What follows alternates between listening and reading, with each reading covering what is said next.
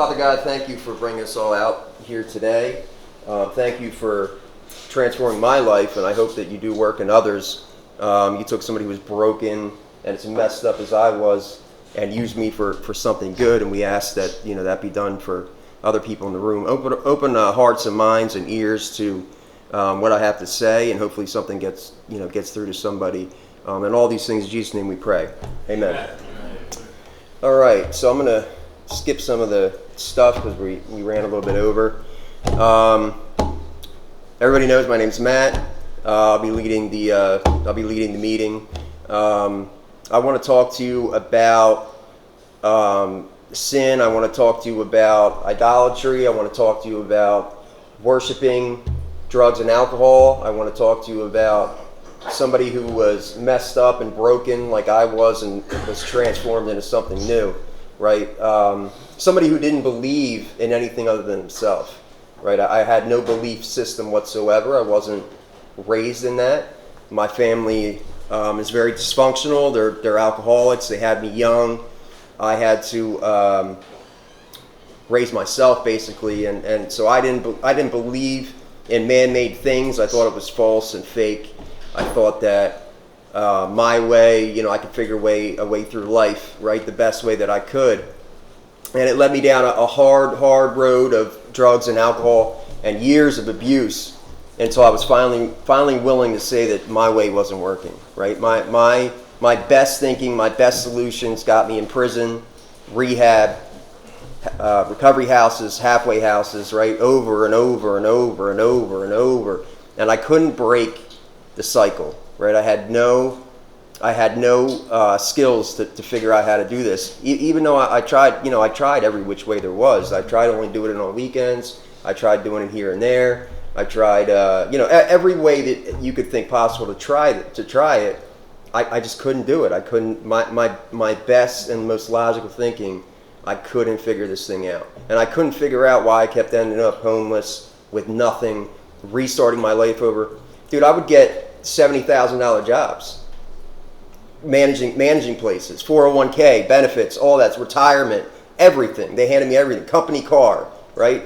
The world was handed to me, and I would piss it away like that. In a week, they'd be like, "You got to get out of here, dude." Like, I'm nodded out. They're trying to, show me what to do. I'm nodded out. I'm in the bathroom for an hour. I'm showing up late, right, and acting like nothing is going on and making up lies and stories about why I am the way that I am. Oh, my sister, even though I don't have a sister, my sister died, right? I was up for 5 days in a row dealing with all this mess, right? And they were like, okay, that might pass for a minute, but it wouldn't keep. Brandon, I want you to come up here. So that would pass for like a minute, right? That would pass for a second, for a season. But sooner or later they would figure me out, and they figure out that I'm an alcoholic and a drunk, and I'm following instead of managing the place, I'm following women around and the girls that work there, and I'm trying to sleep with them, right? And I'm just the tip of the dude that you do not want managing the place. That was me. You know what I mean? Like that was me to a T. I'm the guy that you came through the door. I look good. I clean up well. I can speak well. I can talk well. I can talk the game, all that stuff. But once I really start working and my true colors come out, they're like, man, we just made the biggest mistake that we ever made. You know what I mean? We gave this guy everything. He's got to go. We got to figure out a way to, to get him out of here. So sooner or later I'd show up and I'd have, they call me in the office and they'd have a big stack of papers, because once you sign a formal agreement and they promise you all these things, now the lawyer's got to produce another paper of your termination, right? And whatever you accrued in 401k, whatever you accrued in all these things, they'll mail it to you, or to be away, whatever. So my termination papers would be waiting for me, or they would tell me don't even come in, because they call me and I'd be like, oh, I'm on my way.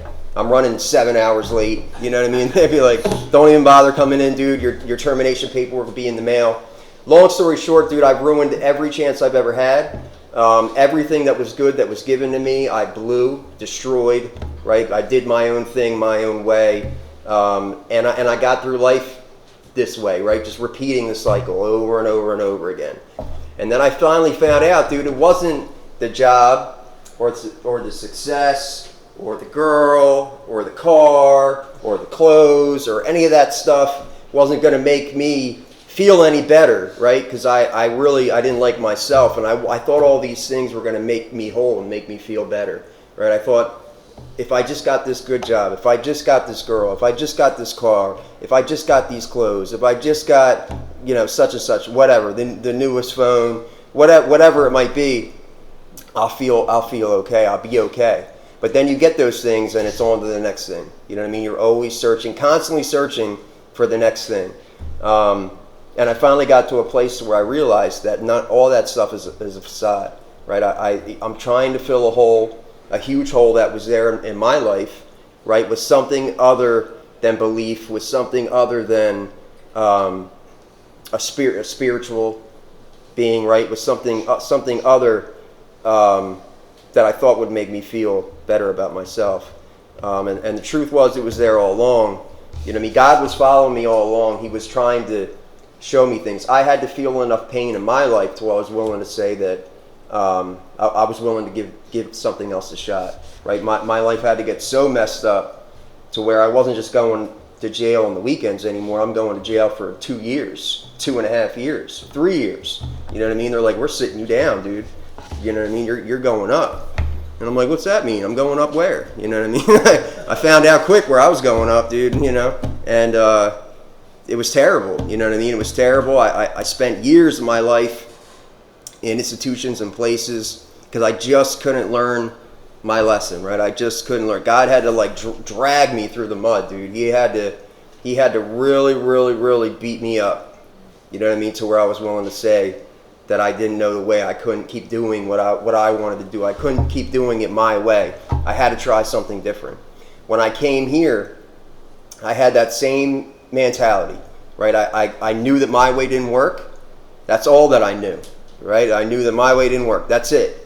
And that's okay to be in that place. See, that's the best place you can be, right? From there, you can go up. From there, you can build. I found out what other people were doing. I found out how other winners were winning, right? And I wanted to emulate them and be like them. I followed instructions. I followed simple direction, and my life got better and better and better, right? And I started believing in something other than myself. That was the other big thing for me. Our biggest problem was that we were caught in sin, right? We were our own God. I was self-centered, all about me. Once we start to really look at the problem at hand, which is sin, we can start to address the core issue of it. We worship drugs and alcohol because we either love the feeling or we hate ourselves and our lives so much that we search for a feeling to get outside of ourselves. We're feeling chasers, as Ryan would say, right? I'm chasing all the wrong stuff. I'm chasing all the wrong feelings because I just don't want to feel like myself. Growing up, I always felt like I wasn't good enough, like I was on the outside looking in, right? I felt like I didn't belong in a room. Today, I still have some of these feelings in me, right? I'm better when I'm alone. That's probably from a lot of prison time, right? I feel comfortable when I'm by myself. When I'm in a room full of people, I feel very uncomfortable. I don't like being in a crowd. I don't like being in malls or shopping stores and long lines and stuff like that, right? I don't like any of that stuff. I always felt deep down that something was different about me, right? When I found alcohol and drugs, it took all that away, right? I felt like I belonged somewhere. It took all the uneasiness, all that despair that I felt like I wasn't a part of something. I now felt like I was a part of something, right? It made me life at the party. It made me feel like I belonged with everybody. It made me talk it up with everybody.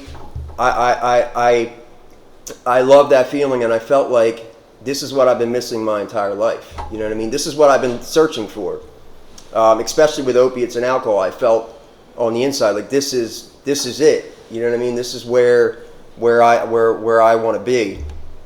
And then my life spiraled out of control, right? And then I found out it's not where I want to be. But in the beginning, I felt like finally I found something to make me feel like I belong, you know what I mean, in this world. I always felt like that since a kid. It's probably because my parents were alcoholics. They didn't pay attention to me. My father beat me, beat my mother, right? I had a very, very rough upbringing.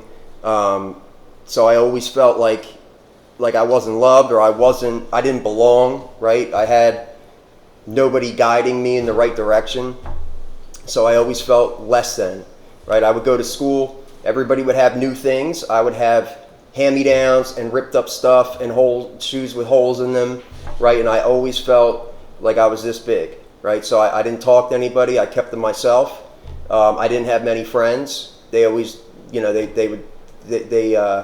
like in my mind, I'm thinking everybody's talking about it, which they probably were, because we were dirt poor, we had nothing. So they probably were talking about me, but I just felt like I was this big in the world, and that feeling stuck with me the rest of my life, right? And so I always was looking for something to take me out of that.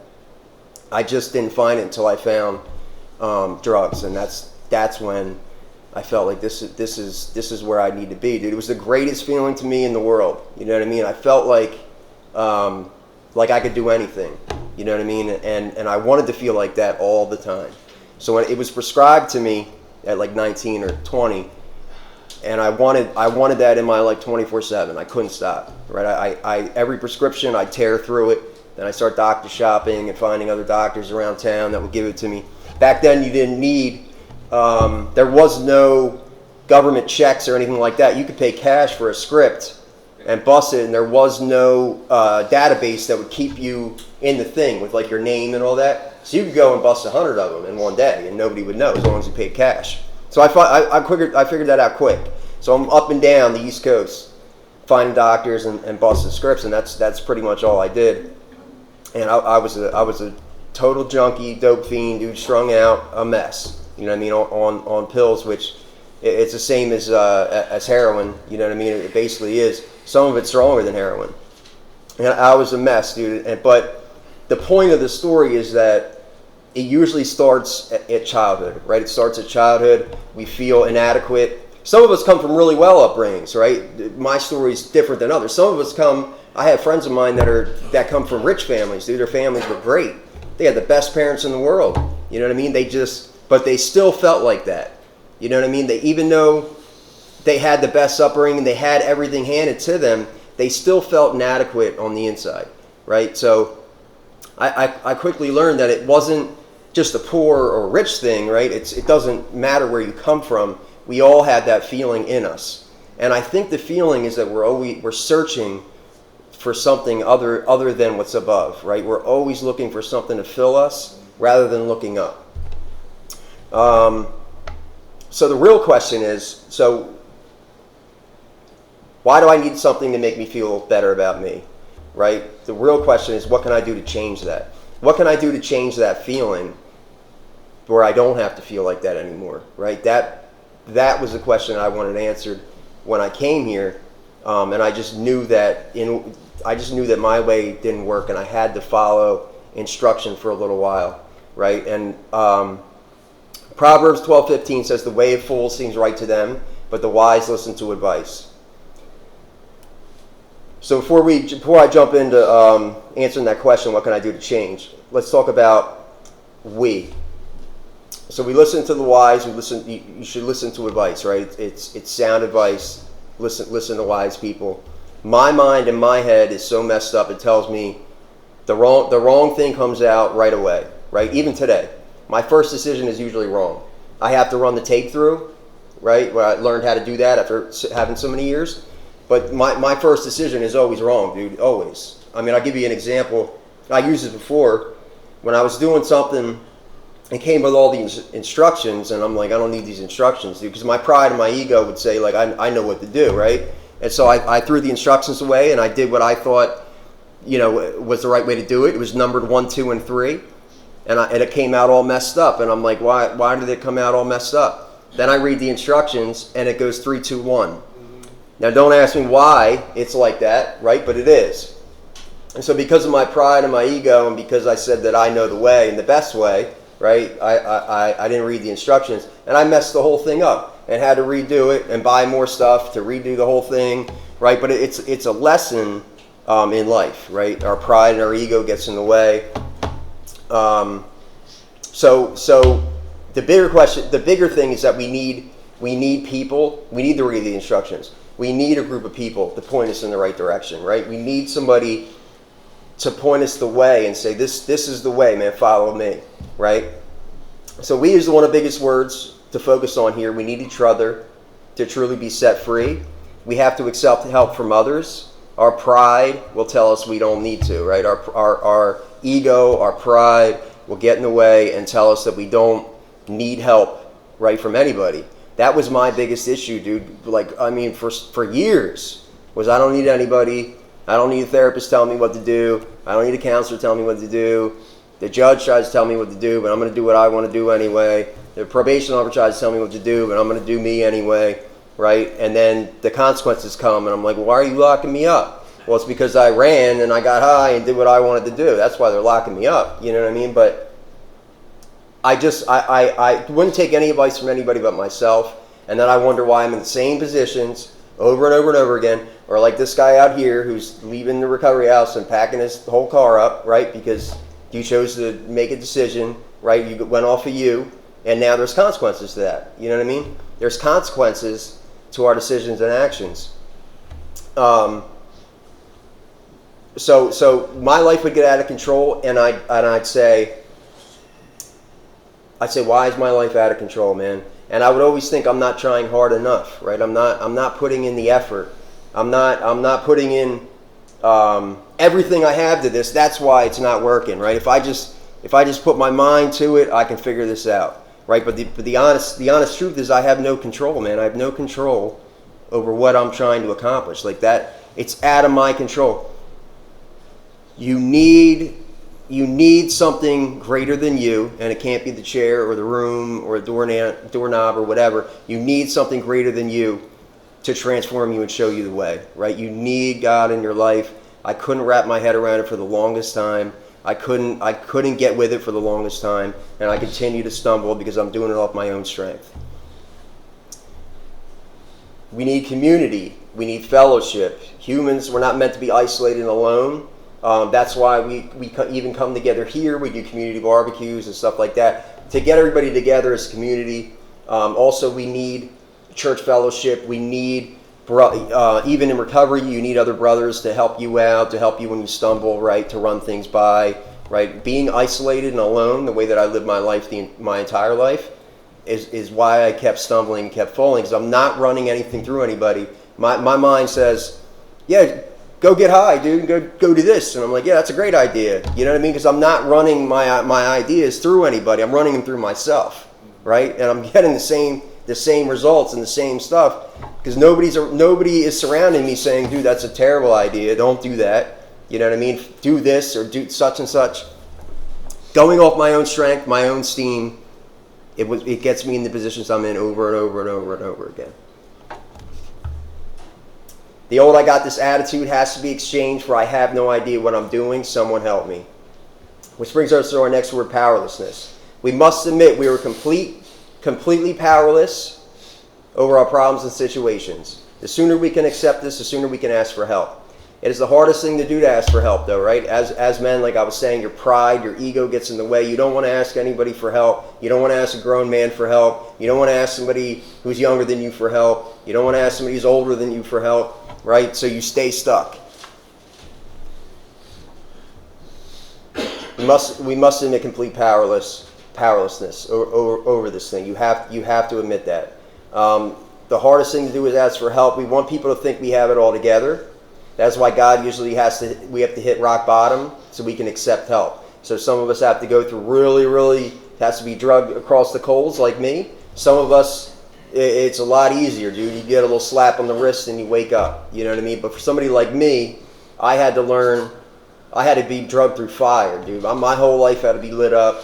I had to watch people die in my arms. I had to watch people get shot. I had to be homeless. I had to be in prison. I had to go through the most horrific things that no human should have to go through ever, right? For me to finally wake up and say, man, I really got to change, dude. Like, I really got to do something because this is not good.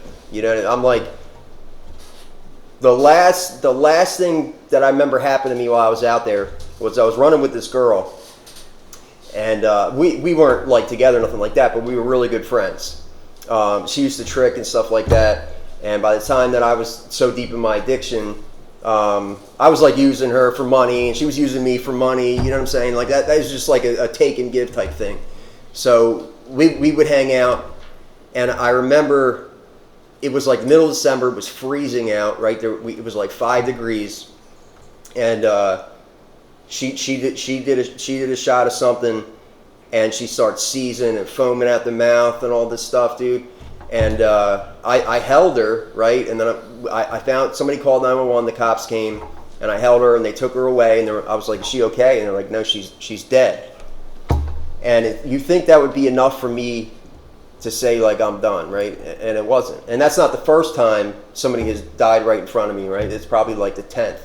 And it was never enough for me. It was never a wake-up call, right? I always said that won't be me. But thank God, like 2 days later, I got locked up.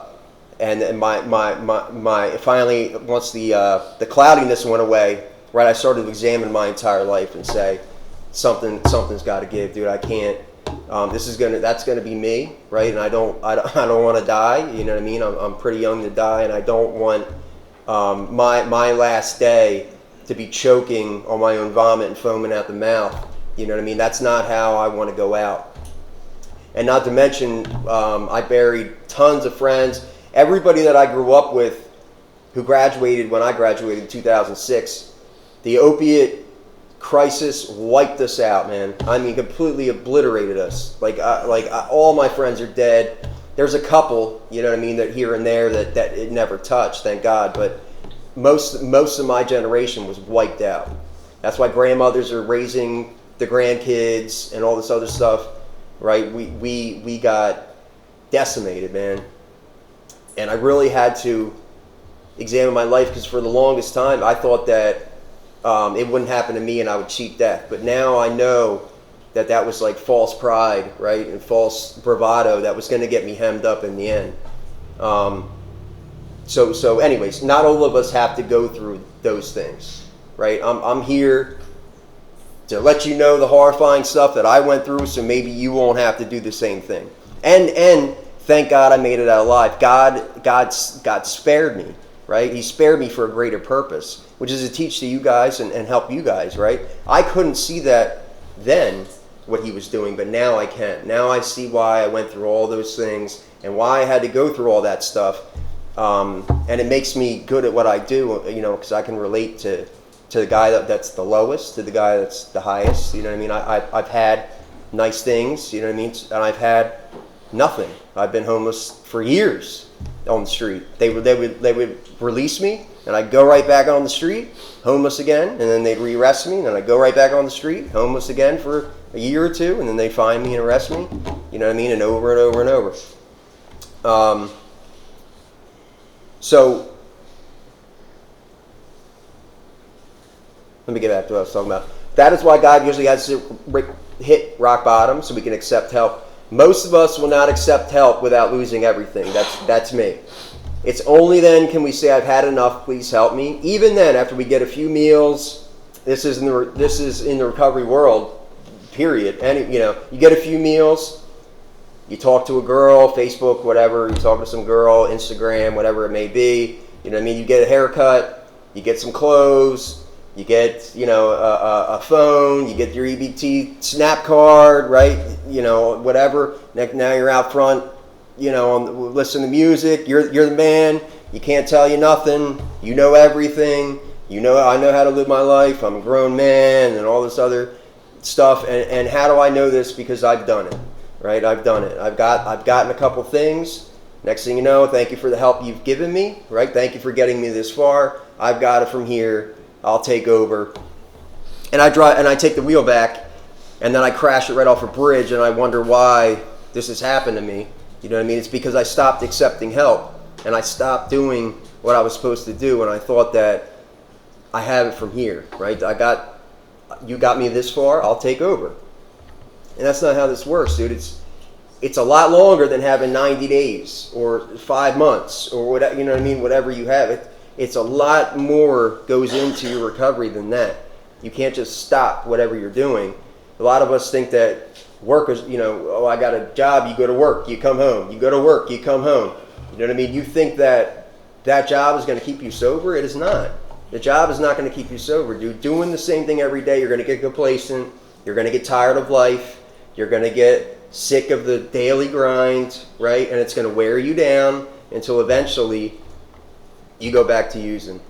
Guys that are on SSD, SSI, it's even worse for you guys. You have no job, right? You sit around all day. If you're not doing IOP, you're not doing anything to recovery, right? It's so, man, you fall like that. It's very hard for you guys, right? You guys even have, because you don't work, you got to keep even a straighter path, you know what I mean? Make sure your time is filled up. Remember that your way doesn't work. Remember the feeling of despair you felt when using. Don't so easily forget that pain. The power of sin is so strong it'll have you thinking it wasn't that bad out there, or all I need is a job and some money like I talked about and I'll be good. Like having a job and some cash was your biggest problem, which it's not. You are your biggest problem. You are your biggest issue. No matter what you get, no matter how many things you accrued, right, it can all be taken away and it means nothing at the end of the day, right? If you didn't work on anything, you're not going to be able to take care of the bigger things, right? Responsibility, the more that you have, the further that you go in life, the more responsibility that you're given, and the more things that you can lose, so fast, man. You know what I mean? Like, I would get a bunch of stuff and I would lose it like overnight. And I'd be like, what the heck, dude? I just had all this stuff. And then I'm sitting in rehab like, man, I just had all this stuff. You know what I mean? Like, what happened? And it's because I didn't work on anything. I didn't change anything. I was still the same messed up guy, the same broken individual, right, who just had a bunch of stuff, right? My old sponsor used to tell me, dude, you could shine a penny up real nice. It's still a penny. You know what I'm saying? Like, you can dress the outside up, dude. You're still jacked up on the inside. You know what I mean? You changed absolutely zero about yourself. I mean, you think that you're going to get long-term sobriety. Now, I've seen guys white-knuckle it, including my mother. I've seen people white-knuckle it for years. But sooner or later, you will fall. And you will fall hard. And when you do, it's usually you die. I hate to say that, but usually it's true. Because you fall so hard because you haven't been using it for so long, right? You go back out there and it takes you out. So, it's serious. You know what I mean? You can white knuckle it a little bit through life, but sooner or later, dude, it's going to get you. You know what I mean? And you're going to repeat the process over and over and over again. And so you're finally willing to give up and say, my way doesn't work. You are your biggest problem. No job, no girl, the amount of money will fix you. You got high, and the consequences of your actions are having to start over living in a recovery house.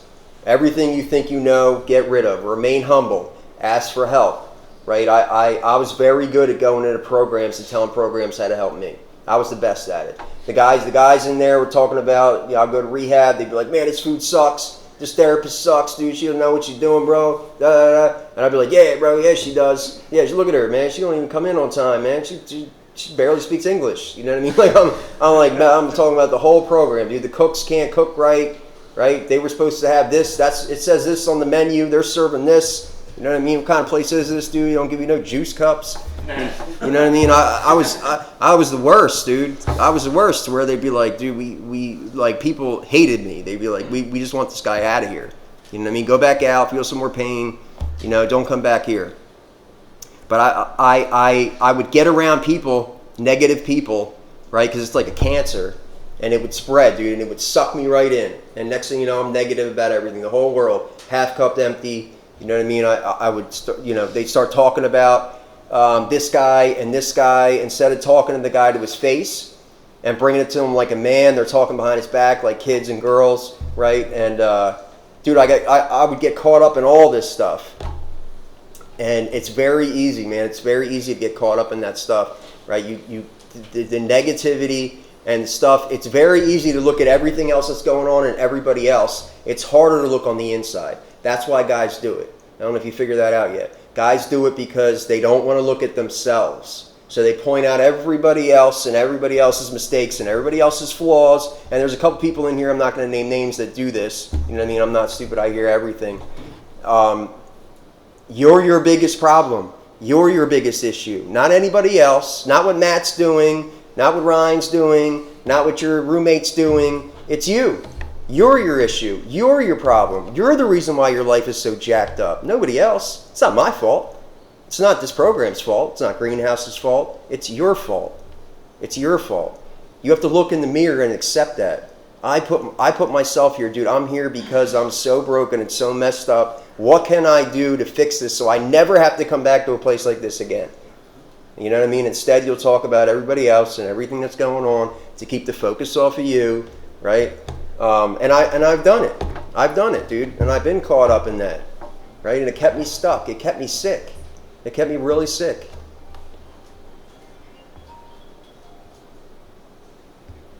Remain humble.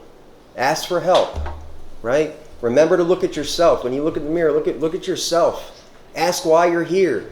Why do I keep doing this to my life over and over and over and over and over again? What can I do to change my situation so I'm not back in this position again? How easy we forget, man. How easy we forget while we're here, right? It's so easy to forget. You forget all the stuff and everything else, and now it's all about what they're not doing, or what he's not doing, and whatever else, dude. Like, focus on you. Keep the focus on you. And ask for help is a huge one, man. Asking for help, not asking for help will kill you, right? If you're drowning, ask for help. If something's going on, if you think that you're going to fall, if you think that you're close to the edge, you know what I mean? The sooner you tell on yourself, the sooner that things can get better for you. If you remain acting like it's not going to happen, right, and putting things off and acting like nothing's going on, it's just a matter of time that you're gonna go, because you're not letting anybody know what's going on.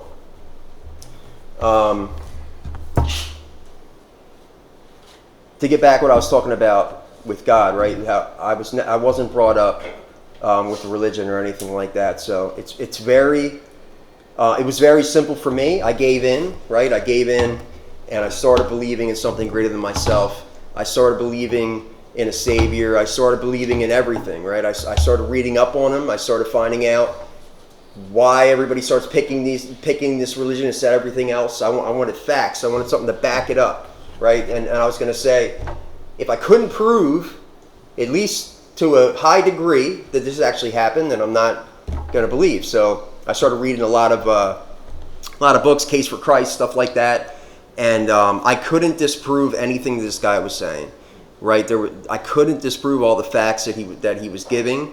So for people who don't know, the guy who wrote that book, he was a reporter. His wife became a Christian, so he said, to prove that this isn't real, I'm going to interview all these scholars and all these people, and I'm going to prove to you that this is not real, so we can stop doing this whole church show and this whole game, right? So he started interviewing all these people, and this is a devout atheist, and he became one of the biggest followers of Christ in this world, dude. I mean, he's written 40 books. He travels all over the world to talk.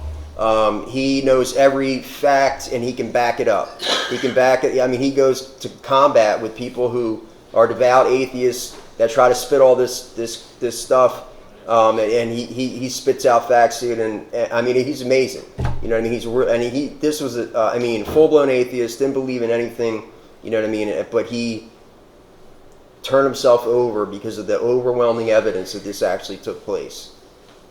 So that's where I was at with it. I read all his books, a lot of them, and so I started believing in something greater than myself. I started saying I only have control over me, right? Not the outside world, not what Brian does, not what anybody else does. I leave that alone. I have control over me in this world, and that's it, right? And I believed that God could transform me, right? That God could take a broken individual and turn him into something good. And I prayed for these things, and I prayed, and little things started happening for me, right? I stopped cursing. I stopped smoking Newports. I was smoking like a pack a day. I stopped smoking Newports all day long, right? I stopped. A lot of bad habits that I had slowly started stopping.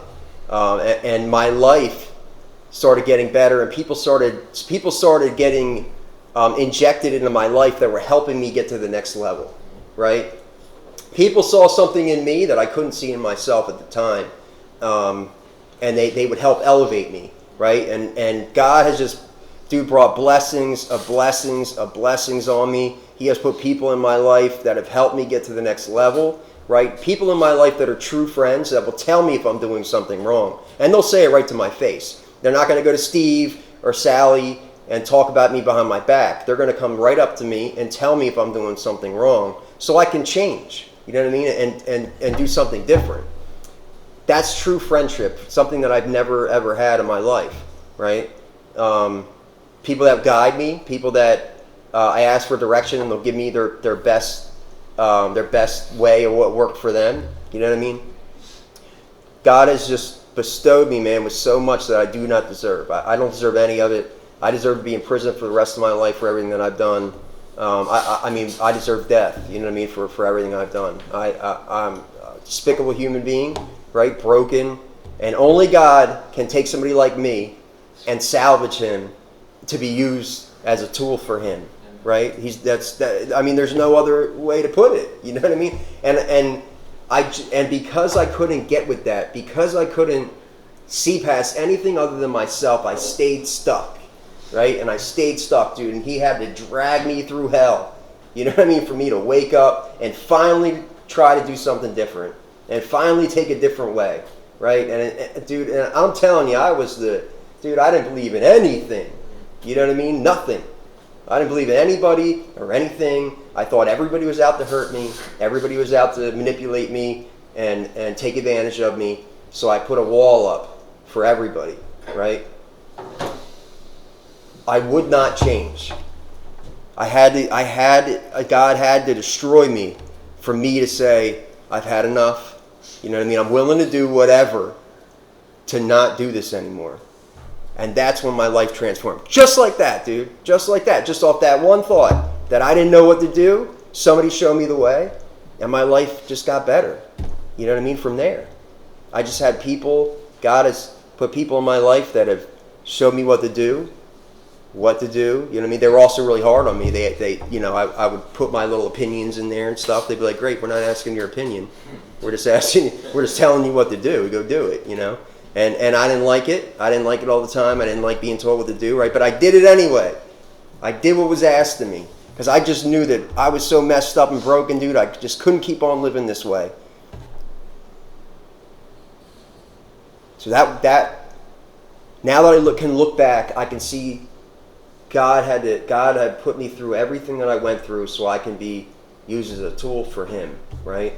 To hopefully reach somebody and wake somebody up to the real crisis that's going on, which is godlessness and you, right? You're your biggest issue, and not believing in anything other than yourself are the two biggest things that are going to keep you sick.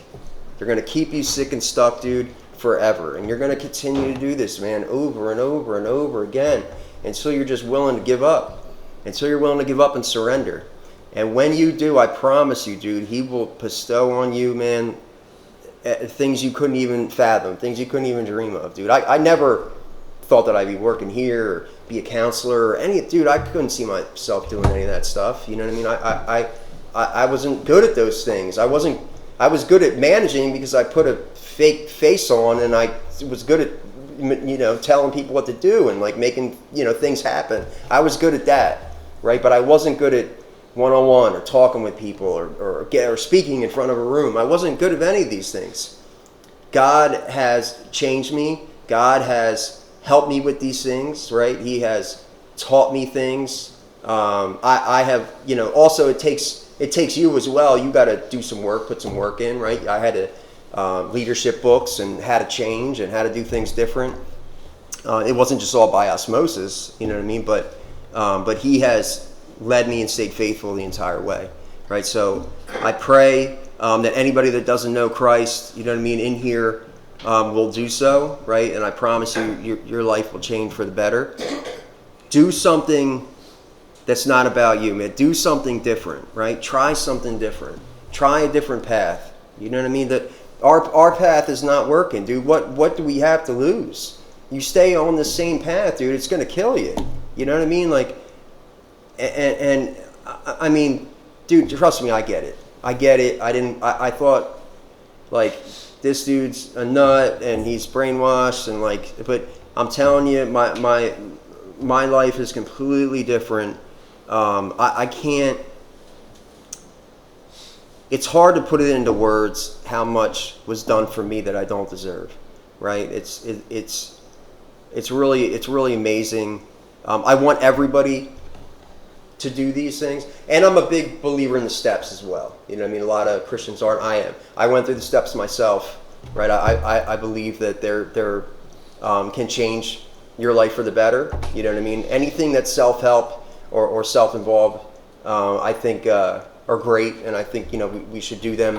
I don't like how the higher power thing can be a doorknob, or, you know, the room or people. Man will always let you down. I'll put that way. Man will always let you down, right? God will not. But men, you can't put your faith in the room. You can't put your faith in man. Obviously, a chair is an inadequate object. It's not going to do anything for you. You know what I mean? So those things I don't believe in. But the steps, especially the old school steps, yes, 100%. I went through them myself. So it's about change at the end of the day. It's about change and doing something different, right? Just not doing the same old. You really have to do a whole self-inventory, which I still do to this day. When I lay my head down at night, I say, what can I have done differently today? How can I do it better tomorrow, right? That's serious change. Now, if you go to bed, you lay your head down at night, and then you do the same exact thing you did the day before, you didn't change. You're not changing anything, dude. You're the same person, and you're going to do the same thing, and you're going to stay stuck in a recovery house for the rest of your life, or you're going to end up going back out and doing this over and over again. And hey, if that's good enough for you, then that's good enough for you. Who am I to say? You know what I mean? It's not my life. You could do what you want. Right? I'm just telling you what worked for me. I'm telling you what changed my life, and I'm telling you, as somebody who has been sitting where you are and has gone through the depths of hell and have crawled out, what has actually changed my life for the better, right? And I want everybody to get it, and I want everybody to change, and I want everybody to do something different, man. I really do. You know, we've been to a lot of funerals. A lot of people are dead. A lot of people are in prison for the rest of their lives that came through here. You know what I mean? And not just guys that had a few months sober. I mean, guys that have had, you know, a year with us, you know, of doing the right thing, but they didn't change anything. They were just here, right? So you're in a bubble here, right? You're in a bubble. We urine you once in a while. We ask how you're doing. You know what I mean? It's easy to stay sober here, but once you leave here, if you didn't work on anything, you're going to fall really fast. I mean, super fast, dude, because there's going to be nobody looking over. There's going to be nobody seeing how you're doing. Nobody looking, you know. There's going to be no there's going to be no stability in your life. It's just going to be on you, right? What you do with your life. And that's where most people fail, because they didn't change anything about themselves. All you did was put the drugs down. You're still the same jacked up human being you were. You know what I mean? Nothing has changed. You really need to look in the mirror, man, and say, like, do I like who I am? Am I willing to stay this way? Am I willing to keep doing the same things over and over again? You know what I mean? Am I willing to live this life? And if you're okay with that, then, you know, whatever. You know what I mean? That's on you. But for me, when I first got clean, dude, I looked in the mirror. I hated what I saw. You know what I mean? I hated all the stuff that I've done. I hated the person that I became. You know what I mean? I didn't think I deserved anything other than what I was in. You know what I mean? I was like, this is what you deserve. You know what I mean? Because you suck. Because you suck, dude. You've done so much damage, so much destruction. You know what I mean? Like, I didn't even want to look at myself. You know what I mean? I hated who I became. You know what I mean? And I was willing to do anything to change. But like I said, if you're okay with who you are and who you became, you know, who am I to tell you? I just tell you what will work for me. So, thank you guys for listening to me ramble on and on. I appreciate it. Thank you. Visit our website, ghproject.org, and you can donate at ghproject.org/donate. Like and follow us on Facebook. Follow us on Instagram. and you can email us at info@ghproject.org. Thanks for watching.